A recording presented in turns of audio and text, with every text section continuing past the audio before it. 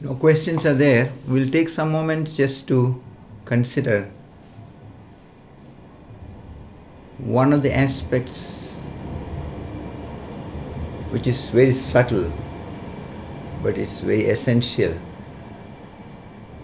for anyone who wants to go deeper into the understanding of themselves and life, to bring it into practice.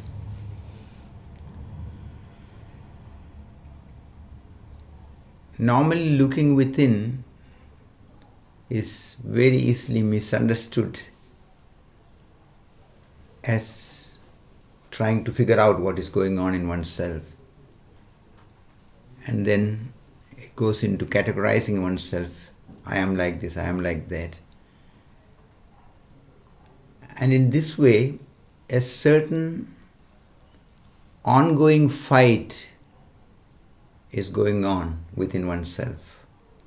One is trying to reach the ideal of how one should be. One is trying to fit with this concept which one has somehow accumulated about what is the perfect state of being. And in all this, there is an I who is struggling to achieve, to manage, to reach this so-called goal. And it remains a subtle inner struggle. And this is where an understanding has to come. That it is not trying to fit with any concept and to bring it by force what is making a real difference. It is in learning to look at oneself directly without going into this judging process, without getting trapped in subtle identifications which keep us in this dualistic trap. It is natural that we grow through the dualistic process, and this is where you have to understand it very carefully. Every child gets into the game of the world, gets into the game of the duality, and comes in the process itself into conflict. There is a certain basic reality, and from outside many concepts and beliefs, ideals are given, so that it becomes an ongoing questioning which very easily becomes a struggle, which when misunderstood and gets too seriously caught, becomes the basis for many of the psychological illnesses. What is originally not an illness, but arising from this misunderstanding, where one is holding to this conditioned, programmed idea of oneself. So, in the natural process, we find ourselves in a state of inner division. And nature has also created it like that, for example, the human brain has two parts. One side is responsible for the logical, rational process, and the other side is concerned and connected with the more poetic, more intuitive, more non-rational processes of life.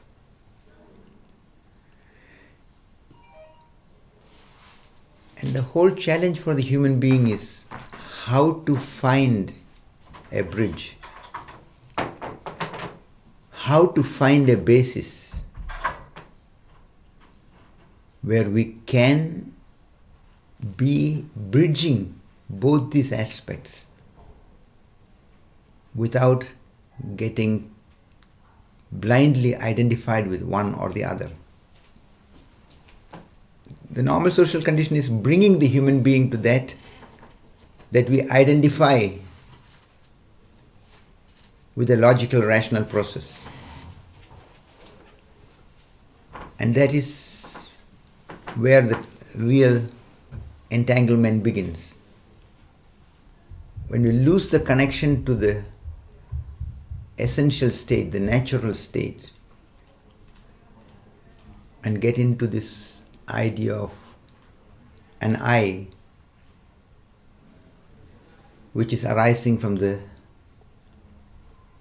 conditionings. A child who comes to the world has no idea of who he is or she is, and we help this child to get into this identification. We say, you are so and so,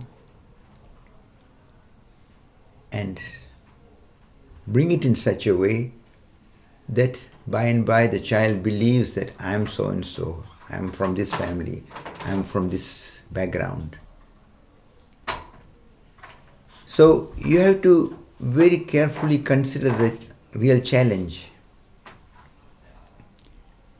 and see that there is only one thing which is making the difference when we can watch both these aspects, the conditioned aspect in us and also the aspect which is not part of the conditioning.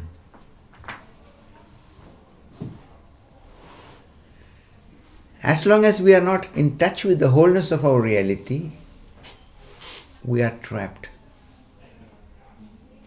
We get bound to the belief that I am so and so. And getting bound to the belief of this personality actually means we're getting caught in a conflict. There is an ideal of how you should be. There are norms, concepts, attitudes, beliefs which one is trying to fit with. And on the other side, there is your beingness, where you are not going through the logical, rational process, where you are in tune with the reality. And this is the difference between the child and the grown-up person. The child is spontaneous. It is not caught in any logical, rational process. But the child is not familiar with the deeper aspects of the reality and is not conscious as to who one is, what one really is. The child in its state of innocence is also like a plant, an animal. Innocent, in tune with the whole, one can say in state of meditation, but without the consciousness. So it is a deep attunement, but in slumber, as if in a deep sleep. And the whole significance of entering into the game of the knowledge, entering into the state of duality, and going through this conflict gives us a chance to recognize, to become aware not only of what we are, but also the nature of our reality, to understand life, to understand each other. So the dualistic process is very significant, but one has to see that it is something relative. It cannot be the basis for the deeper understanding and experience of who we are when we are only identifying with this logical, rational process. That is why the human being needs to go through a certain kind of inner metamorphosis, where one is again learning consciously and deliberately to observe everything without taking sides. The normal way of going, which we go about, is where we are identified with one idea, one aspect, and from there judging. So we are caught in knowledge. Knowledge is relative. Knowledge is the basis for the game of the world, but knowledge is not the basis to experience oneself in a deeper way. For that we need to go through the process of knowledge and then again go beyond it. We need to get a distance to the knowledge. We need to become aware as to what is possible, what is not possible, what this logical, rational mind is, and what are its capacities, what are its limitations. That is what is meant when it is said you need to bring consciousness into your life. So recognize that bringing consciousness is not trying to analyze yourself in any kind of way so that you can label yourself and fix yourself into some concept. But this deeper perception is something like being utterly naked in front of oneself in the inner level. That one is not taking up a position and trying to figure out what is there in oneself, but one is simply like a mirror. Everything what is there, you just don't try to defend anything, you don't try to hold to anything, but you don't try to condemn anything, get rid of anything. You are simply present.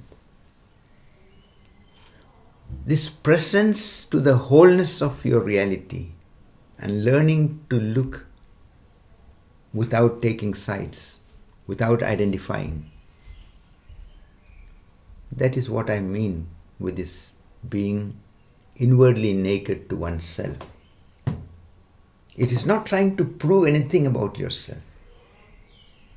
It is not trying to compare and compete with anybody. It is not an attempt to find some meaning in the normal kind of way. But paradoxically, it is in learning to look in this way that you find the true significance of yours. You come to understand yourself so deeply, and you come to experience what life is. The wondrousness, the blessedness, the splendor of this life process, and the miraculousness of the whole life.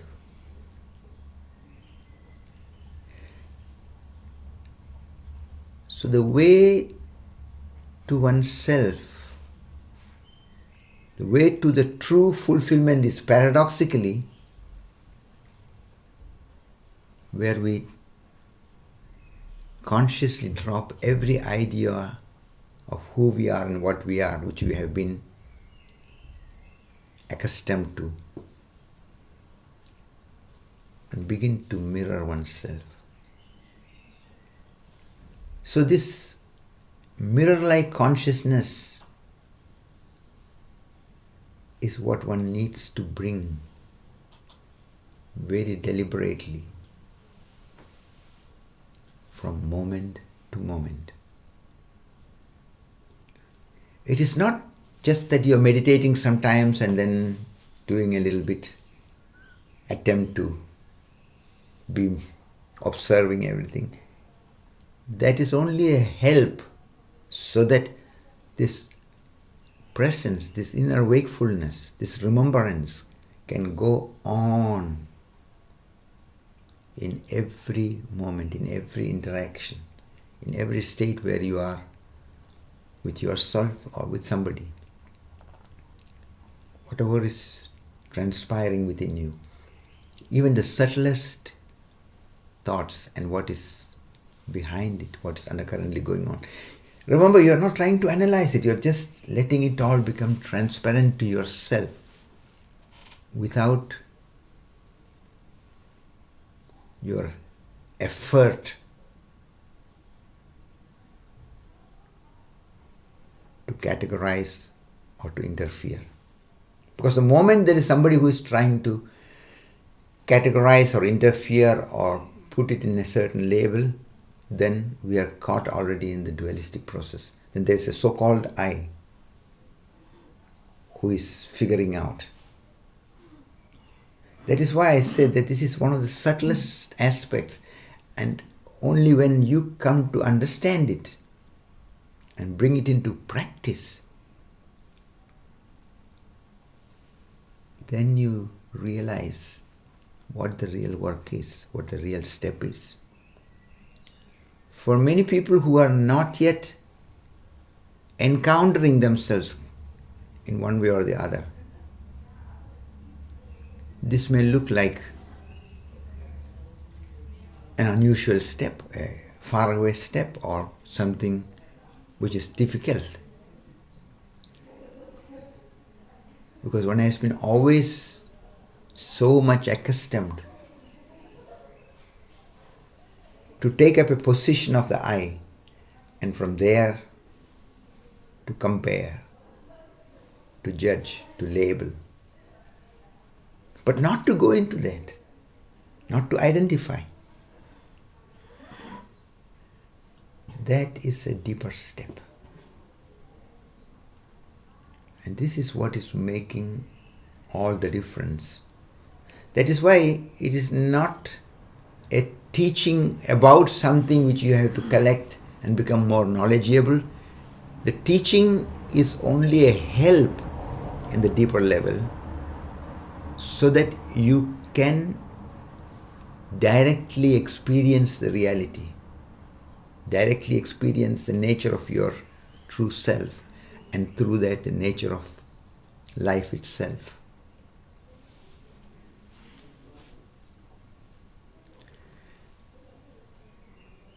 In the normal process, one can say it is going beyond blindly believing or blindly disbelieving in anything, and learn to look. It is what is indicated with the English word consider something. Considering means you are staying with something, but most often it is getting easily into the logical, rational process and into labeling. The next expression, which is a little closer to the deeper understanding, is contemplation. That means you bring all the different possibilities parallel in your considerations. Then you are not taking sides, but you are contemplating, you are just looking at all the things. But it is still connected with some kind of subtle I who wants to get some results, to achieve something. Going deeper into this state of awareness, which I call being inwardly naked to oneself,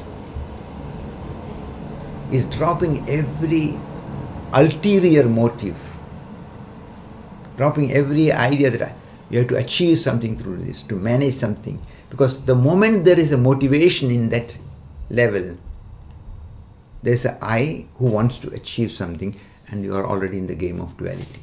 And this is the subtle things which you need to really recognize. This is an aspect which is so evasive, you can so easily miss it. that you have to very carefully, playfully bring your attention to this. And you will be surprised how easily one forgets it, how easily one gets into the identification, how from the back door a so-called idea of the I comes and start figuring out, start wanting to change, start wanting to compare, checking out. Now, have I achieved this? Have I become like that? Because the mind always makes from everything a concept. So not to get trapped in the knowledge. And this is actually the poetical message from the Christian biblical teaching, where it is indicated that Adam and Eve got sent out of the Garden of Eden, the paradise, because they were eating from the fruit of knowledge.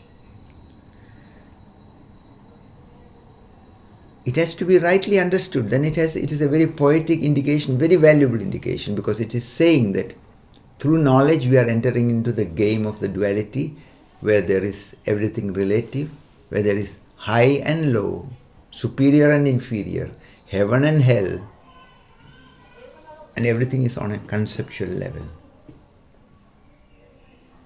And everything is relative, because the pleasure and pain are two aspects of the same process. So the game begins as we enter into the game of knowledge, enter into the area of judging, labeling. But when you consciously move beyond it and observe every process of knowledge, every process of judgment, without trying to be good nor bad, without trying to be superior nor inferior, simply an inwardly wakeful presence, that enables you to be, in deeper sense, attain and awaken to the true goodness, the true lovingness, and bring about the most precious qualities in you without your trying to enforce anything. And this is the paradoxical process, and this is what people who are only going in a logical, rational process cannot understand, because they are afraid. When you don't hold to this idea of good and bad and right and wrong and be in this ongoing conflicting and struggling process, the fear comes that when I am not trying to be good, I will fall into the bad. Yes, it has to be understood rightly. You need to consciously orient in the process, to orient to love, to orient to compassion, to orient to the goodness. But yet, you need to go even one step deeper. And that is where you remember to allow a non-interfering, non-judgmental process of presence to reveal to you the true nature of your reality. And that is the highest goodness which can happen through that. This can be easily misunderstood by those who are only looking at it all in a logical, rational way. And this is also looking somewhat insecure, because when you are not judging yourself, when you are not trying to be good, then it looks like you will fall into the other extreme. But when you are bringing consciousness in and looking at everything, it is going one step deeper. It is one very important turning point. That is why it is very, very valuable. This is what enables one to awaken to the reality of the non-duality.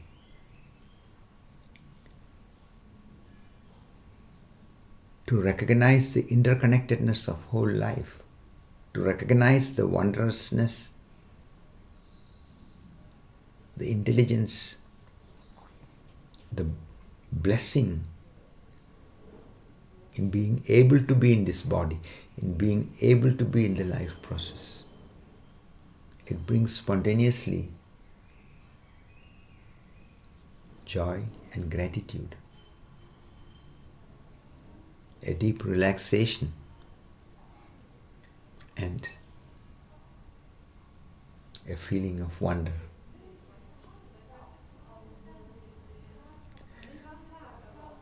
One has to approach it very carefully and wakefully. That is why when I remind you, bring this quality of inner wakefulness where you are in the day-to-day life as much as you can. Be inwardly naked towards yourself. Are in touch with everything which is going on in you without trying to be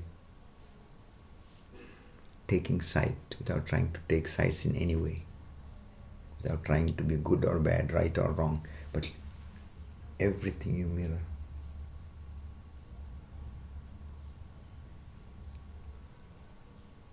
This takes you beyond the inner division. And it is becoming whole. And the word holy comes from this. In German, the word heilig comes from healing.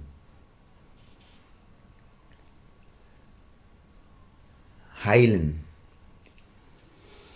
And you are healed from the entanglement in this knowledge and the subsequent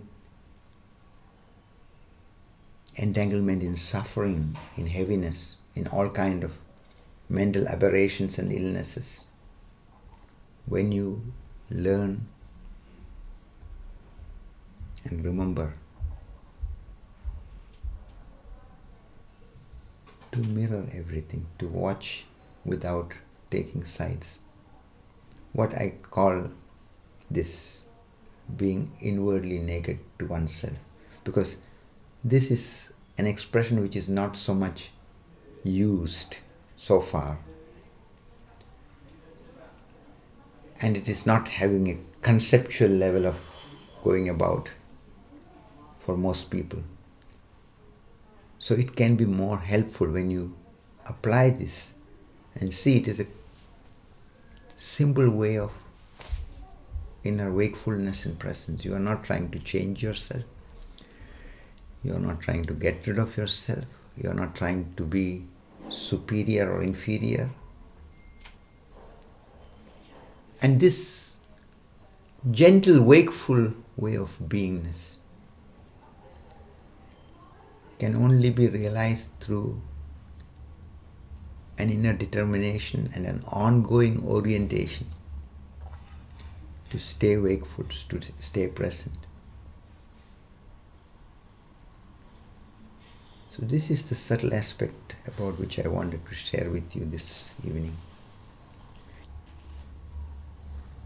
Then we will take this time really to bring this orientation in a wakeful way into practice. We take some moments to be silent,